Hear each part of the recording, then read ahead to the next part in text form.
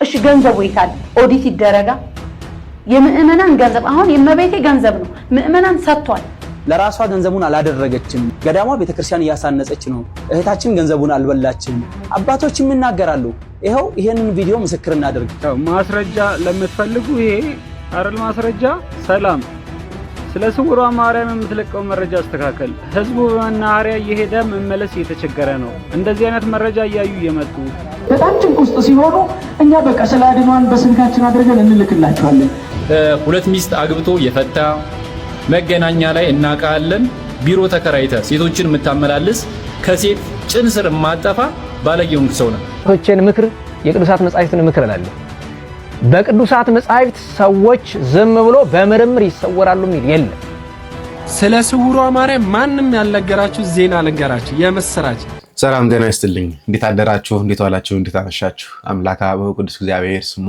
ዛሬም ዘወትር የተመሰገነ ተወደሰ ይሁን ትንሽ ዝናብ እየዘነበ ስለሆነ ሳይነስ ሊነሳብኝ ነው መሰለኝ ትንሽ እየዘጋጋኝ ነው የሆነው ነው ግን እስከምንችለው ድረስ እናገለግላለን በስውሯ ማርያም ጉዳይ ተመልሼ መጣሁ እንግዲህ አንዳንድ ሰባኪያን ደግሞ እየወጡ ያልሆነ ንግግር ያልተገባ ንግግር ቤተክርስቲያንን የማይመጥናት ንግግር ለግለሰቦች ጥብቅና እየቆሙ ጭምር ነው ምናየው ይሆናል መምህራችን ዲያቆን ዮርዳኖስ አበበ ስለ ቅዱሳን ስለ ስውራን የተናገሩት ነገሮችን የምንመለከት ነው የሚሆነው እዛው ደግሞ ቦታው ላይ ሄደው የገጠማቸው መከራ ያለባቸው የተፈተኑ ወንድሞቻችን ማስፈራሪያ ጭምር እየደረሳቸው ይገኛል ስለሱ እንመለከታለን ስለ ስውሯ ማርያም ሁላችንም እንመለከታለን የቤተክርስቲያን አንዱ አካል ስለሆነች ማለት ነው ከዛ በፊት ግን ዛሬ አራሃራ ድንግል ናቸው ስለሳቸው ትንሽ ስንክሳር እናውሳና ወደ ጉዳያችን እንገባለን ለጉዞች እንዲደርስ ላይክ አድርጉት እንጀምር ከዚህ ነገ መጋቢት 13 የከበሩ 40 ሐራ ሰማይ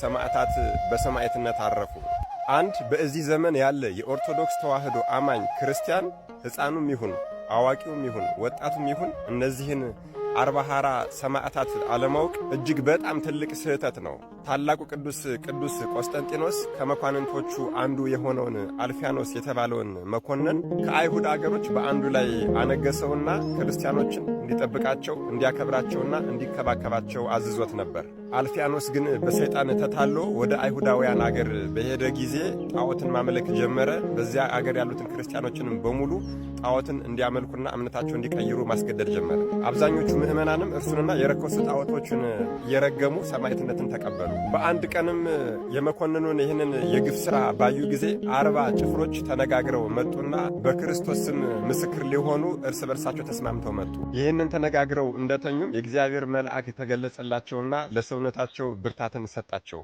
ሁሎችም ተነጋግረው 40ዎቹም ሰማዕታት ወደ መኮንኑ ሄዱና በኢየሱስ ክርስቶስም መመስከር ጀመሩ መኮንኑም ተቆጥቶ አስፈራራቸው እነሱ ግን አልፈራ ቢሉ በድንጋይ ወግረው እንዲገሏቸው አደረገ ድንጋዩም አልወግራቸው ቢል ከውርጩ ብዛት የተነሳ ውሃው እንደበረዶ የሚረጋ የውሃ ጉድጓድ ውስጥ እንዲጥሏቸው አዘዘ ከውርጩም ጽናት የተነሳ ከቅዝቃዜው የተነሳ በዚያ በጣላቸው ጊዜ ሕዋሳቶቻቸው በሙሉ ተቆራረጠ ለተከታታይ ለ40 ቀናት ከዚያ ጉድጓድ ውስጥ ሳያወጡ እንደዚህ አድርገው ባስተቃያቸው ሰዓት ከ40ዎቹ ውስጥ አንዱ ቅዝቃዜው በጣም ከብዶታልና አውጡኝ እኔ ለጣዖት ሰግዳለሁ አለ 39ኞቹ ጭፍሮች ጓደኞቹ ግን እባክህን ተው ቢሉት እንቢ ብሎ ልክ ከገደሉ እንደወጣ ወዲያው ነፍሱ ከስጋው ተለየች በዚህም የተነሳ ዋጋውን አጠፋ የፈለገውንም አላገኘም ልክ በ40ኛው ቀንም 40 አክሊላት ከሰማይ ሲወርዱ 39ኙ አክሊላትም በእነዚህ በ39ኙ ጭፍሮች ላይ ጭንቅላታቸው ላይ ሲቀመጥላቸው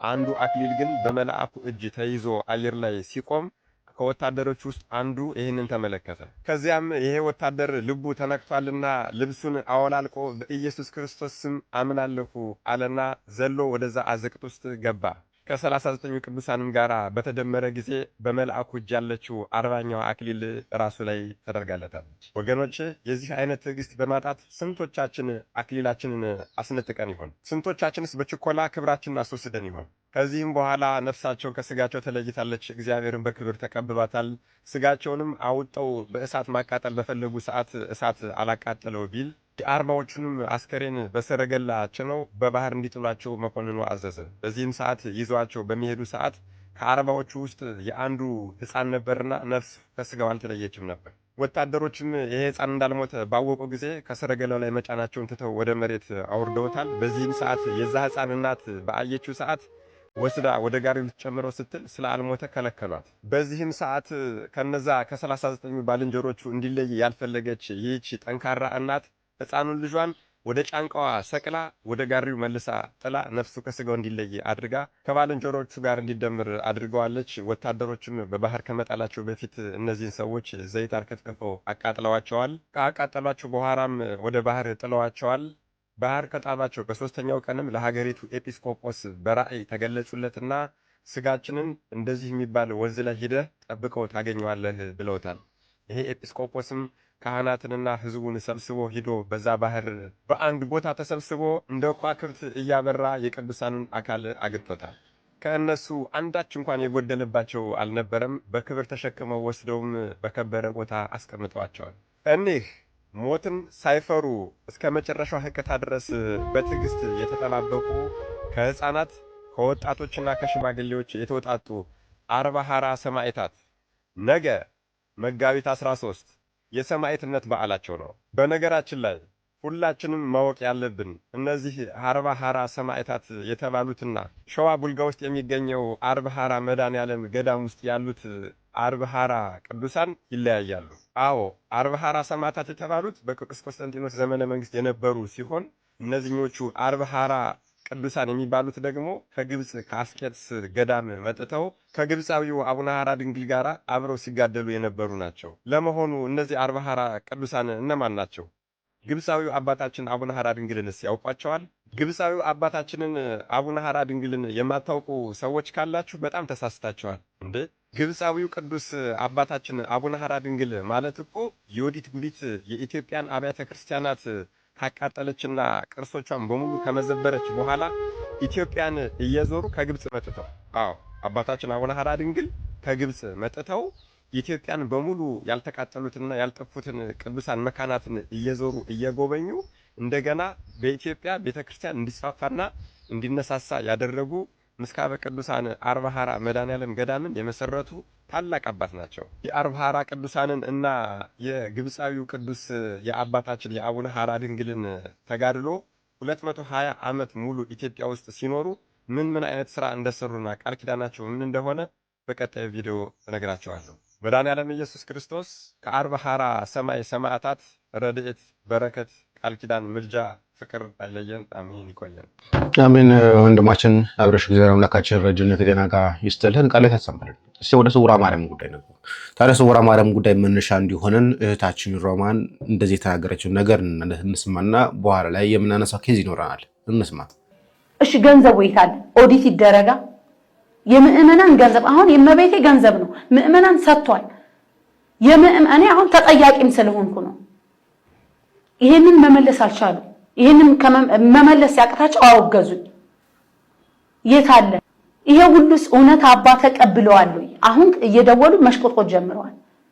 ካህናት በሙሉ ተነስቷል። ያውሉት በሙሉ ካህናቱ ተቀይሟል፣ አዝኗል ነው ያሉት። እኔ ካህናትን ሌባ ብዬ ተሳድቤ ሌባ አላልኩም። ሌቦቹ ያውቁታል እነማን እንደሆኑ። ካህን እኔ ቢሰርቅ ራሱ ካህን ሌባ ብዬ አልናገርም። ለምን? የሾማቸው እግዚአብሔር ስለሆነ ቅጣታቸውን የሚሰጠው እግዚአብሔር ነው። ሌቦቹ ከስር የነበሩትን ነው። እኔም የተናገርኩት የህንፃ ኮሚቴ አሰሪነን የሚሉትን ነው። ምእመናንም እንዲያቅል የህንፃ ኮሚቴው ነው። ሁለተኛ የበሱ እምነቱን ከልክላለች። የበሱ እምነቱን ነገ እናገራለሁ። የበሱ እምነቱን ራእይ አሳይታ እመቤት ያለ ይሄ ከአባት ማለት ራእይ ሳታሳይስ እውነት አሳይታም ከሆነ እናመሰግናለን እህታችን። ስለዚህ የብር ጉዳይ እንመለስበታለን። የበሱን ጉዳይ በባለፈው ስላነሳ ነው። የብር ጉዳይ ግን የምናወራበት ነው። አንድ ሰባኪ የተናገረውን ነገር እናሰማለን። ግን አንድ ወንድማችን ስሜቱ እንዲገልጿል። ለዚች ዝርክርክ የሆነች ሴትዮ አድርሱልኝ። እኔ በመጀመሪያ ደረጃ በቤተ ክርስቲያን ዙሪያ ማለት ነው ግለሰብ ሆኖ እንዲሁ ምዕመኑን ቤተክርስቲያኗን የሚያስቸግር ግለሰብ ማለት ነው ምን አይነት ንፍጥ የሆነ ጭንቅላት ውስጥ አንጎል የሆነ ነገር እንደሞላበት ምንም እኔ አይገባኝም። ኤክስኪዩዝም የለኝም፣ ክብርም የለኝም። እኔ ለማንም በቤተክርስቲያን ለሚመጣ ሰው ክብር የለኝም። ገዳሞች ላይ ጸበል ሲፈልቅ ህዝበ ምዕመኑ ድህነትን እንዲያገኝና የድህነትን ስራ እንዲሰራ ፈጣሪ ሆነ ብሎ በምክንያት የሚያዘጋጃቸው ቦታዎች ላይ የግል ስልጣናችሁን ተጠቅማችሁ የተለያዩ ነገሮች የምታራምዱ ሰዎች አያዋጣችሁም። በተቻላችሁ አቅም ለቤተ ክርስቲያኗ ክብር ቢኖራችሁ ጥሩ ነው። ኮፒ ሊንክ እያደረጋችሁ ብዙ ቦታ አድርሱልኝ። ስለ ስውሯ ማርያም ማንም ያልነገራችሁ ዜና ልንገራችሁ፣ የምስራች። እመቤታችን እንኳን ለኛ እንኳን አዲስ አበባ ውስጥ ላለኑ ለዓለምም ሕዝብ ድነቷን ቀጥላለች። ግን እቺን እንደዚህ የምትፈውሰው መሐሪ እናት ከሌባ እጅ እናውጣት። እኛ እያለን ያለነው ስውሯ ማርያም ላይ ችግር አለ አይደለም እያለን ያለነው፣ እዚህ ሴትዮ ላይ ችግር አለ። ቤተክርስቲያኑ ላይ ፈላጭ ቆራጭ እሷ ናት። በሴት የምትመራ ቤተክርስቲያን የለንም። ሲኖዶሱ ሞቶ መግለጫ እንዲሰጥ እንፈልጋለን። በሴት የምትመራ ቤተክርስቲያን የለንም። ትላንትና ደግሞ ለማስመሰል እዛ ሄዳችሁ ቪዲዮ ሰራችሁ አላችሁ። እረፉ። በእርግጥ አወርዳችኋል። እረፉ። ይህንን ቪዲዮ እንዳያችሁ ኑና ላይቭ ላይ ከኛ ጋር ተነጋገሩ። ከህዝብ ጎን ቁሙ። ከሌባ ጎን አይቆምም። ለሌላ ጊዜ እናንተ ለራሳችሁ ለግል ጥቅም ብላችሁ ነው ሮጣችሁ ሄዳችሁት። ሌላ ጊዜ ህዝቡ ሲያለቅስ የት ነበራችሁ?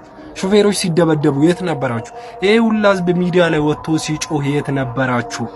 ህዝቡን ይቅርታ ጠይቁ። ትላንት ያስከፋችሁ። በዚህ አጋጣሚ ሚኮዬ እናመሰግናለን። ዮኒ የሰማዕቷ ልጅም እግዚአብሔር ያክብራችሁ።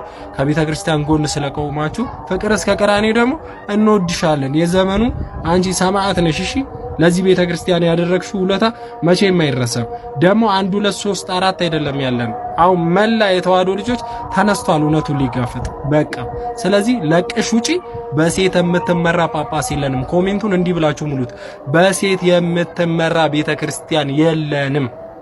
እናመሰግናለን ወንድማችን ዲያቆን ዳዊት። በነገራችን ላይ በጣም ጥሩ አድርጎ ቀን ሙሉ ስለ ቤተ ክርስቲያን እየጮኸ ያለ ልጅ ቲክቶክ ላይ ቀን ሙሉ ላይቭ ላይ ስለ ቤተ ክርስቲያን በተለይ ስለ ስውሯ ማርያም እየጮኸ ያለ ወጣት ልጅ ነው። በእውነት እናበረታታው። ጊዜ ይስጥልን። ወደ ሳሚ ጋር ልምጣ። ሰላም፣ እንዴት ናችሁ? ያው ለቤተ ክርስቲያን ከውጭ ጠላት በላይ ትልቁ ጠላቷ ውስጥ ያለው ነው ብዬ አምናለሁ። የቅርብንን የምንለው ሰዎች እነን ብዬ አምናለሁ። ምክንያቱም ሰሞኑን እንኳን በስውሯ ማርያም ዙሪያ እንግዲህ ምን እየተባለ ምን እየተደረገ ሶሻል ሚዲያ ላይ እንደሆነ አይታችኋል እና በጣም የሚያሳፍር ነው። ከዚህ በፊትም የሰማናቸው ነገሮች አሉ። ገዳማት እንደዚህ አይነት እገዛ ያስፈልጋቸዋል ሲባል በገንዘብ እየተደራደሩ በፐርሰንት የሚሰሩ ሰዎች እንዳሉ ብዙ ነገር ትሰማለህ። ግን በሰሚ ሰማሁ ተብሎ ብቻ ሰዎች ላይ እንዲህ ነው እንደዛ ነው ማለት ተገቢ ስላልሆነ ነው እንጂ ብዙ ነገር ይሰማል። አሁንም በጉዞ ዙሪያ ጉዞ ፕሮግራም የሚያዘጋጁ ማህበሮች አሉ። በእነዛ ማህበሮች ዙሪያ ራሱ ብዙ ነገር ትሰማላችሁ። ከምዕመኑ የሚመጣ ኮምፕሌን ምናምንና የመጀመሪያው ነገር ሰው ማወቅ ያለበት አንድ የጉዞ ማህበር ሲያዘጋጅ ወደድክም ጠላህም ለትርፍ ነው የሚቋቋመው። ቢዝነስ ተደርጎም ነው የሚሰራው። ብዙ የሚያየናቸው ስላሉ ማለት ነውና በዛ የቢዝነስ ተቋም ውስጥ የተንቀሳቀስኩ ተበደልኩኝ ምናምን ትንሽ አስቸጋሪ ስለሚሆን ማለት ነው። ብዙ ሰው ለመንፈሳዊ ነገር ወይም ለነፍስ የሚሰራ ስራ ስላልሆነ ማለት ነው። ሌላው ግን እንደው በፈጠራችሁ ማለት ለቤተ ክርስቲያኗ እንቅፋት አንሁን። ምዕመኑም ደግሞ የሆነ ጸበል ወጣ ሲባል ግር ብሎ በቃ ወረት ብቻ ማለት ነው። ክርስትናም እንደዛ እምነትም እንደዛ አይደለም ብዬ ስለማምን አባቶች ብዙ ጊዜ ደጋግመው አስተምረዋል፣ አንሰማም። ከዛ ደግሞ እዛ ጸበል ላይ ስንሄድ የሆኑ ሰዎች የራሳቸው ቤት ማድረግ የሚፈልጉ ደግሞ ሰዎች አሉ ምናምን በቃ በጣም የሚያስጠላ ነገርና ለዚህ ነው ይሄ ግሩፕ ፈጥሮ ወደዛ ወደዚህ ማለትም አልወደው። ምክንያቱም ሰዎች ስለሆንን ነገ ላይ ያልሆነ ሐሳብ ወደ አእምሯችን ይመጣና ሴጣን እንደፈለገ ያንገላታናል። እና በጣም የምጠላው ነገር ደግሞ በተለይ ከቤተ ክርስቲያን ጋር በተነካከ የገንዘብ አይነት ሐሳቡም ምናምኑ ልክ አይደለም ለኔ። ምክንያቱም አንዳንድ ሰዎች ስትደራደሩ ከቤተ ክርስቲያን ጋር የምትደራደሩ ሊመስላችሁ ይችላል። ከእግዚአብሔር ጋር ነው የተደራደርክ ያለው።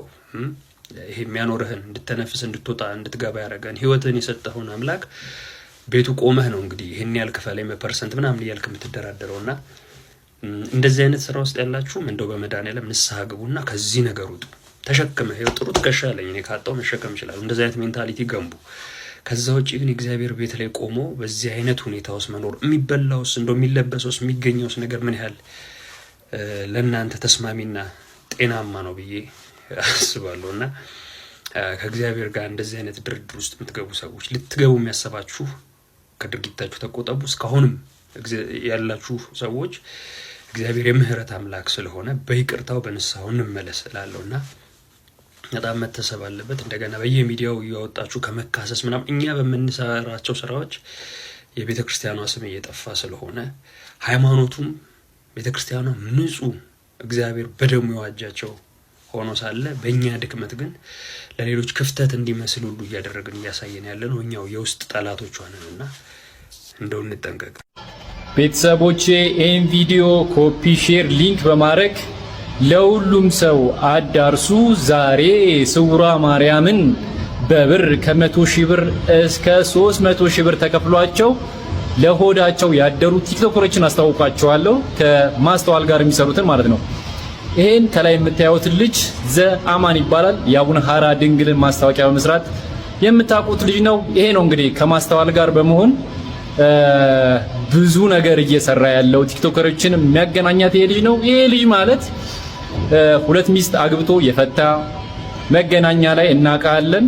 ቢሮ ተከራይተ ሴቶችን የምታመላልስ ከሴት ጭን ስር የማጠፋ ባለጌውን ሰው ነው። አንተ ስለ ድንግል ማርያም የማውራቱም ብቃቱም እንትን ምንም ነገር የለም። ሲጀመር መጋቢ አዲስ ነኝ እያልክ የሐሰት ውሸት እያወራ ኢንጂነር ነኝ ምናምን እያልክ ማለት ነው። ውሸታም ሰው ማለት ነው። አንተ ስለ ድንግል ማርያም የማውራቱም ብቃቱም ህሊናውም የለም ማለት ነው። ሁለተኛ ጆሲ ማለት ስለዘመረ ብቻ ማርያም ስላለ ብቻ ክርስቲያን የመሰለው የሆነ እንቡጥ የሆነ ሰው ነው። አንተም ሄደ ብር ተቀበለ 100,000 ብር ገብቶልሃል። 100,000 ብር ተቀበለ ከማስተዋል ጋር ሆነ ስለማስተዋል አላወራም ብለ ካህናቶችን ቁጭ አድርገ የውሸት ወሬ እንዲያወሩ ያደረግ ባለጌ ሰው ነው። እንመጣባቸዋለን። እዚህ ምንም ነገር የምንሰማው ጉዳይ የለም። ምንም 5 ሳንቲም ማለት ነው። ስለዚህ ብትጠነቀቁ ይሻላችኋል። ሌሎችም ቲክቶከሮች በሌላ ነገር መምጣት እንችላለን። ክርስቲያን ስለሆነን ነው። የክርስቲያን ስነ ምግባር ስላልሆነ ነው እንጂ ዝም ማስባል እንችላለን። ስለ እውነት ነው የምነግራችሁ። ብታርፉ ይሻላችኋል። ለወዳችሁ አትደሩ። ድንግል ማርያም እንደዚህ አትሽጧት በብር። እንደዚህ ካየም በኋላ እስቲ አንዳንድ ሰባኪ ነን የሚሉ ሰዎች ምን እየተናገሩ ነው የሚለውን ነገር እንመልከት። በስመ አብ ወወልድ ወመንፈስ ቅዱስ አሐዱ አምላክ አሜን። ውድ ኦርቶዶክሳውያን ቤተሰቦቼ ስድቡን እየተቀበልኩኝ ስድቡን እየሰማሁኝ እያየሁኝ ስለ ስውሯ ማርያም ዝም አንልም፣ ስለ ስውሯ ማርያም እናወራለን፣ ስለ ስውሯ ማርያም እንግዲህ እንዲህ እናደርጋለን የምትሉ ወንድሞችና እህቶች አላችሁ። እዛ ቦታ ላይ ሁኜ የታዘብኩትን ነገር ነው ለእናንተ ያቀረብኩት ማለት ነው። እህታችን ለራሷ ገንዘቡን አላደረገችም። ገዳሟ ቤተክርስቲያን እያሳነጸች ነው። እህታችን ገንዘቡን አልበላችም። አባቶችም ይናገራሉ። ይሄው ይሄንን ቪዲዮ ምስክር እናድርግ። እንደሚታወቀው የገዳሙ ጉዞ እንደሆነ ሁላችንም እናውቀዋለን። በገዳሙ ጉዞ ብቻ ገዳሙ የራሱ ጉዞ ያዘጋጃል። እዚህ ገዳም ላይ መጥቶ በረከቱን የሚያዘጋጀው ገዳሙ ነው። ሰው መጥቶ ተባርኮ ተፈውሶ እንደሚሄድ እርግጠኛ ነው ሁላችንም ማለት ነው። ብዙ የተከለከሉ ሰዎች አሉ። ህገወጥ ጉዞ የሚያጉዙ ዛሬ ሶሻል ሚዲያ ላይ የሚያሰራጩ ሰዎች እኛ የማናቃቸው ቤተክርስቲያን የማይወክሉ ትኩረት ሰጥተን ማንም ከገዳሙ ጉዞ ውጭ እንዳይመጣ በማለት በገዳሙ ጉዞ መጓዝ እንደሚችል የደብሩም አገልጋዮች ካህናት፣ የአካባቢ ህብረተሰብ ይሄን ተመካክሮ ያደረገው መሆኑን እርግጠኛ ነን። ይሄ ቲክቶክ ላይ የተለቀቀው ይህ ቪዲዮ በጣም ብዙ ስድቦችን ይዞ ወደኔ መጥቷል ማለት ነው። ገንዘቡ አልተበላም ብዬ ነው የተናገርኩት። እውነትም አልተበላም። ይሄንን ደግሞ ከዋና አስተዳዳሪ ከቤተክርስቲያኗ አስተዳዳሪ በላይ እናውቃለን ካል ለቀባሪ ማርዳት ነው ማለት ነው። የቤተክርስቲያኗ አስተዳዳሪ ቤተክርስቲያኗ አልተዘረፈችም፣ ገንዘቧ አልተነካም፣ ህንፃ እየገነባን ነው፣ እህታችንም ከኛ ጋር ጸብ የላትም ብለው ተናግረዋል ማለት ነው። እኔም የተናገርኩት እህታችን ገንዘቡን አልበላችም። አንዳንድ ጉዞ አዘጋጆች ለራሳቸው ጥቅም ሲባል ጉዞውን ለምንኛስ አናዘጋጅም በማለት ይህንን ጉዳይ አንስተዋል ብዬ ነው ያወራሁት። አሁንም ደግሞአለሁ ይሄንን ነው የሚለው። ምክንያቱም ጉዞ አዘጋጅ ሁኜ አውቃለሁ። እኔም ጉዞ ሳዘጋጅ ለራሴ ጥቅም ብዬ ነው የማዘጋጀው። ለራሴ ጥቅም ሳይሆን ለቤተ ክርስቲያን ጥቅም ብቻ ነው የማዘጋጀው የሚል ካለ እሱ ጻድቅ ነው። እንግዲህ አስቡት፣ ብሩ የታለ ሲባል አለ ብሎ አላሳዳር። እስቲ ይወራረድ፣ እስቲ ወጪና ገቢው ይታይ ይባል። ግን ውግዘትን ያስከተሩ ባትሮማን ላይ ብሩ የት እየገባ ነው? ቤተክርስቲያን እየገባ አይደለም ይሄ ነገር፣ እስቲ እናወራርደው ሲባል ነው እንግዲህ ጮህ የጀመሩት። አሁን እንዲህ አይነት ቅጥረኛ ሰባኪያን ደግሞ እየመጡ ደግሞ አስተዳደሪው ጋር አለ ይሉ ሷርን ጥያቄ። እስቲ አስተዳደሪው ጋር ካለ አስተዳደሪው ሲጀምር ለምን እንደሚገባ አናውቅም። አስተዳደሪው ጋር እስቲ ካለ አወራርዶት ነው እየተባለ ያለው። አይሰማም። ሁለተኛውና ምን ያለብን መታረም ያለበት ደግሞ አንድ ጉዳይ ደግሞ አለ። ይሄ ጉዳይ ነው፣ በደንብ እንስማ። ይሄንን በደንብ እንድትሰሙኝ ይፈልጋል። ይሄንን ቃል ኪዳኗን ማለት ነው። እናታችን ሽብሻቦ ማርያም ደጅሽን የረገጠ ጸበልሽን የተጠመቀ እምነትሽን የተቀባ አይደለም ቃል ኪዳኗ ባለበት ሆኖ የሽብሻቦ ማርያም ድረሽልኝ፣ የሽብሻቦ ማርያም ከዚህ ነገር ሰውሪኝ ካለ እርጂ ካለ እናታችን የሽብሻቦ ማርያም ፈጥራ ትደርስለታለች ማለት ነው። በጣም ጭንቅ ውስጥ ሲሆኑ እኛ በቃ ስለ አድኗን በስልካችን አድርገን እንልክላችኋለን። የሽብሻቦ ማርያም ብላችሁ ጥሯት፣ እኛ እኮ ደካማ ነን፣ ምንም እናንተን በጸሎት የምናስብበት ስልክ የለንም እንላችኋለን። ባለበት ሆነው የሽብሻቦ ማርያም ሲሏት በሰው ሀገር ሆነው እመቤታችን ትደርስላችኋለች። በሰው ሀገር ሆነው እመቤታችን ድንቅ ታምሯን ታደርግላችኋለች። እልል በሉና መስግኗት እመቤታችን። አሁን ብዙ ጊዜ እየተከናወነ ያለው የጉዞ ማህበራት ያልተገባ ፕሮሞሽን የሚሰሩት እንደዛ ነው እያደረጉ ነው። የሽብሻቦ ማርያም ዋናዋ ማምላክ ወላዲተ አምላክ ድንግል ማርያም ምንላት ነች እንጂ የሽብሻቦ ማርያም ተብሎ ሌላ ስዕል የለም። የሽብሻቦ ማርያምን ስዕል ስንልክላቸው ይላሉ ስማርት ፕሮሞሽን እንኳን ስዕላትን ስለሚሸጥ ነው ብዙ ጊዜ እንደዚህ የሚሉት። እመቤታችን ከሆነች ሁሉ ጊዜም ቢሆን ድረሽልንና ትደርስልናለች። የሽብሻቦ ማርያም አለ፣ ግሸን ማርያም አለ፣ ጻድቃኔ ማርያም አለ። ያቺውም አንዷ እመቤታችን ቅድስት ድንግል ማርያም ናት። ስለዚህ ቤትም ሆነን እመቤቴ ሆይ ድረሽልኝ አለይም ሰላም ለኪ ብንል የምትደርስልን እናት ነው ያለችን። ግን አንዱን ገዳም ከአንዱ ገዳም ለማበላለጥ እንዲህ አይነት እንትን ውስጥ ገብተዋል። በጣም የሚያሳዝን ሁኔታ ነው ለመናገር። ይሄኛውን ደግሞ ተመልከቱ። እዚህ ገዳም መጥቶ የተማጸነ እማምላክ ትገለጥለታለች። ምንም አይነት በሽተኛ ከመጣ ሳይድን አይሄድም። ምንም አይነት ስጦታ የሚፈልግ በሙሉ የፈለገውን ያገኛል። እንግዲህ ይሄኛው ደግሞ ሌላኛው ፕሮሞሽን ነው። እመቤታችን እዚህ ገዳም የወጣን ሰው ትገለጥለታለች። እንዴ እመቤታችን ዝም ብላ ትገለጥ ምን ሆነ ነው ሰዎች እንዴ? ለቅዱሳን እንኳን አባ ጊዮርጊስ ዘጋስጫ እንኳን በስንት መከራ ለምኗት የተገለጠ ለቅዱስ ኤፍሬም በስንት መከራ የተገለጠችላቸው። አሁን አንድ ገዳም ዝም ብለህ ስለረገጥክ ብቻ ትገለጥልሃል። ኧረ ነውር ነው በክርስቶስም። አንዳንዴ ስናስተዋውቅ እንኳን አትሊስት እንኳን በቃ ጸበሉ ፈዋሽ ነው ብላችሁ አስተዋውቁ። ሌላ ቢቀር እንኳን እንደው ያልተገባ ንግግሮች ያልተገቡ ቃል ኪዳኖች ጭምር እስከመስጠት ጀምረዋል። ብናችሁ የጉዞ ማህበራት እባካችሁ እጃችሁን ሰብስቡ ከነዚያ ነገር። ፌክ ፕሮሞሽን በጣም ነው የሚያስጠላው። እንደ ፕሮቴስታንቶች ማስታወቂያ እየሰራንበት ነው ያለን። ተአምራትን እንደ መናፍቃኑ ፕሮቴስታንት ተአምር ማስታወቂያ እየሰራንበት ያለው በጣም ነውር ነው። ኦርቶዶክሳዊነት እንዲህ አይደለም። እባካችሁ ልናስተው ይገባል። እስቲ ስውሯ ማርያም የተጓዘ ሰው ምን አለ የሚለውን ነገር ደግሞ ላሰማችሁ። ከዚህ ቀደም ስውሯ ማርያም ገዳም ከላምበረት መናኸሪያ ቀጥታ መኪና ታገኛላችሁ ወይም ደግሞ በግል መኪና በፈለጋችሁት መሄድ ትችላላችሁ ብዬ ፖስት አድርጌ ነበር ቪዲዮ። ያንን ቪዲዮ እንደለቀቅኩኝ በሰዓታት ውስጥ በውስጥ መስመር አንድ መልእክት ተላከልኝ። ያው ማስረጃ ለምትፈልጉ ይሄ አረል ማስረጃ ሰላም ስለ ስውሯ ማርያም የምትለቀው መረጃ አስተካከል። ህዝቡ በመናኸሪያ እየሄደ መመለስ እየተቸገረ ነው። እንደዚህ አይነት መረጃ እያዩ እየመጡ ስለዚህ እባክህ አቁም። የለቀቀውንም ቪዲዮ አጥፋ። መጓዝ የሚፈልግ ገዳሙ የራሱ ጉዞ አለው። ሰው ሳይቸገር በገዳሙ ጉዞ መሄድ ይችላል። ስለዚህ ከዚህ ድርጊት ተቆጠብ። ይሄው መረጃ አሁን ተቆጠብ የሚያስፈል ድርጊት ነው። እባካችሁን አያችሁ። ደግሞ በገዳሙ ፔጅ ላይ አውደ ምሕረት ላይ ወጥተው ደግሞ እኛ ጉዞ አልከለከልንም፣ ሰው በፈለገው መኪና መምጣት ይችላል እያሉ አሁን ህዝብ ሲይዛቸው አንገታቸው ጎረሯቸው ላይ ህዝቡ ሲቆም አሁን መዋሸት ጀመሩ። ደግሞ በጣም የሚያሳፍረው ደግሞ ሌሎቹ ይዋሹ። ካህናት አባቶች መስቀል ይዘው አውደ ምሕረት ላይ ይዋሻሉ። በጣም ያሳዝናል። በተጨማሪ ደግሞ አስታውሳለሁ ታህሳስ 6 እሁድ ዕለት ነበር እና ታህሳስ 7 ስልክ ተደወለልኝ የማላቀው ስልክ እና አንተ ያልከውን ቪዲዮ አይተን መኪና ይዘን ገዳሟ ድረስ ሄድን። ከዛ ሹፌራችንን አወርደው ደበደቡን። እሷም ነበረች። ሹፌራችንን አወርደው ደበደቡ።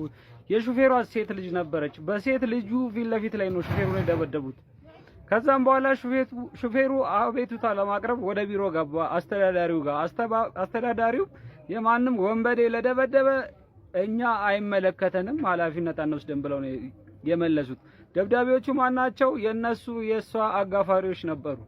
እንዴ እናውቃለን እኮ እኔ ብዙ ጊዜ ተመላልሻለሁ። እንዴ ፋኖችን እንጥራላችሁ እንዴ እየተባለ ማስፈራሪያ ብዙ ሹፌሮች ይደርስባቸው ነበር። እኔ የተደበደበው ሰውም ራሱ ማስረጃ አለኝ። ስልኩን ይዣለሁ፣ አድራሻውን ይዣለሁ። እሱ ራሱ ጉዳዩን እስከ ቤተ ክህነት ይዞ እየገፋበት ነበር። አሁን የት እንደደረሰ ባላውቅም ማለት ነው። እና የተባለው ነገር ሁሉ ስውሯ ማርያም ላይ ምዕመናን ላይ ሹፌሮች ላይ እየተፈጸመ የነበረው ሁሉ እውነት ነው።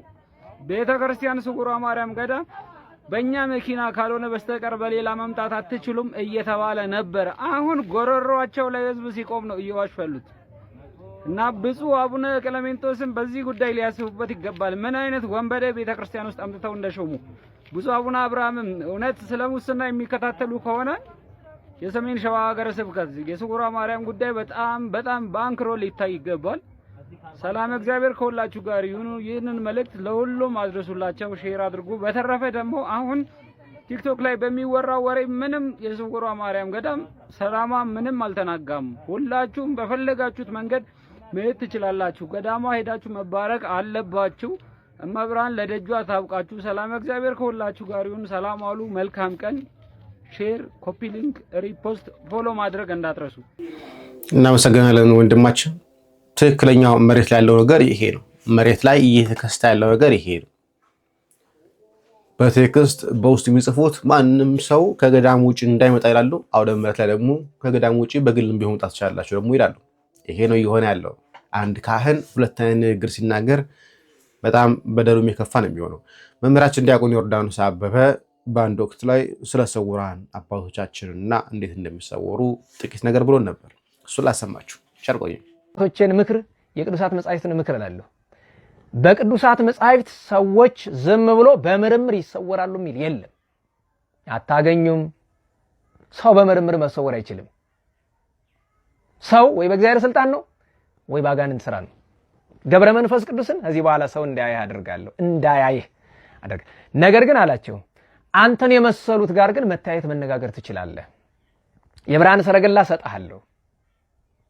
አንተ ግን መገለጥ ስትፈልግ ለሰዎች መገለጥ ትችላለህ አላቸው። አንደኛው ገብረ መንፈስ ቅዱስ ይሄን። ከዚያ 300 ዓመት ሲሞላቸው በግብጽ ያሉ ብዙዎቹ አያውቋቸው። ጌታ ምን አላቸው? ለአዲስ ተጋድሎ ወደ ሌላ ሀገር ልልክ ነው አላቸው። ወዴት ጌታ ያሉት? ወደ ኢትዮጵያ። የዚችን ሀገር ዝናዋን እሰማለሁኝ። ጌታ የሚሄድበትን ምክንያት ንገረኝ እስኪ ብሎ ለሰው ሂድ። ይህች ሀገር ጥንቶን የኔ ናት፣ ወዳጆቼ የበዙባት ናት። ዛሬ ግን በድለኛለች፣ ፈጽማ በድለኛለች። ማለትም ህዝቡ በድሎኛል። ለናቴ አስራት ሰጥቼ ሳለ ነገር ግን በድሎኛል። ሂድና አስተምረህ መልሳቸው ብሎ ገብረ መንፈስ ቅዱስን ሲሄዱ በደመና ተቀምጠው ነብርና አንበሳት ሰጣቸው። 60 ነብሮች 60 አንበሶች ተሰጧቸው። ጌታዬ ምን አበላቸው አሉ። ለኔ ምን ይሳነኛል? የረገጥከውን ትቤ ይላሱ ተብሎ እነዚያ 65 አናምርት የሚበሉ አቡነ ገብረ መንፈስ ቅዱስ ረግጦት የሄዱትን ትቢያ ሲበሉት ምግብ ይሆንላቸዋል። በደመና ተጭነው ወደ ኢትዮጵያ መጡ። ወደ ኢትዮጵያ መጥተው ደብረ ቅዱስ፣ በነገራችሁ ላይ በቅዱሳት መጻሕፍት ደብረ ቅዱስ ከተባለ በዚያ በእስራኤል ያለው ነው። እኛ የምናውቀው እንግዲህ እሱ ነው። በኢትዮጵያ ግን መጽሐፍ ደብረ ቅዱስ የሚለው ዝቋላን ነው። ደብረ ቅዱስ፣ ደብረ ዝቋላ። ራሱ የዛሬውን ስንክሳር አንብቡት። ምን ይላል? ደብረ ቅዱስ ነው የሚለው የተቀደሰ ተራራ ዝቋላ፣ ደብረ ዝቋላ። እና ደብረ ዝቋላ ላይ ቆሞ ኢትዮጵያን ተመለከታት ይላል። እንዳለ ተመለከታት። ይሄ ምን ይባላል? በቅዱሳት መጻሕፍት ትምህርት 7ኛ ማዕረግ፣ በንጻ ነፍስ የሚገኝ 7ኛ ማዕረግ ሁሰት ይባላል። ሁሰት ማለት ሆሰ ቃኘ ነው።